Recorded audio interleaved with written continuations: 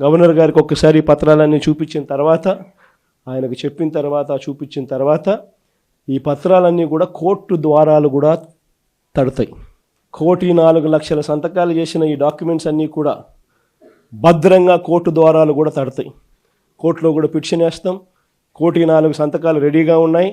మీరు ఎప్పుడు అడిగితే అప్పుడు అఫిడవిట్లు మీకు చూపించేదానికి బండ్లన్నీ రెడీగా వచ్చి మీకు చూపిస్తాయి అని చెప్పి కూడా కోర్టులో కూడా అఫిడవిట్ కూడా వేయడం కూడా జరుగుతుంది. ఇంతటితోనే చంద్రబాబు నాయుడు జ్ఞానోదయం వస్తుందని నేను అనుకోవడంలో, ఎందుకంటే ఆయన కొంచెం చర్మం అందం కాబట్టి ఇంతటితో కూడా వస్తుందని నేను అనుకోవడంలో.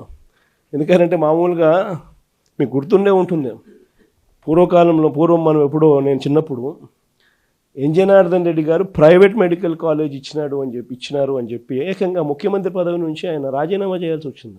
ప్రైవేట్ మెడికల్ కాలేజ్ ఇచ్చినారని రాజీనామా చేయాల్సి వచ్చింది. నాకు అప్పుడు నేను చాలా చిన్నపిల్లోని. అప్పుడే నేను అనుకుంటా ఉంటే ఒక ప్రైవేట్ ఒక కాలేజు, ఈరోజు ఈయనకు సిగ్గు లేదు, ఇంకొకటి లేదు, ఏకంగా లెఫ్ట్ రైట్ సెంటర్ గవర్నమెంట్ ఆస్తులను నేను ఇచ్చేస్తున్నాను అని చెప్పి స్కాములు చేయడానికి ఏమాత్రం వెనకడుగు వేయడంలా. ఇచ్చేసే కార్యక్రమం చెనిక్కాయలకు బెల్లాలకు ఇచ్చేయడమే కాకుండా స్కాముల్లో ఇంకా అన్నిటికన్నా దారుణమైన స్కామ్ ఏమిటో తెలుసా?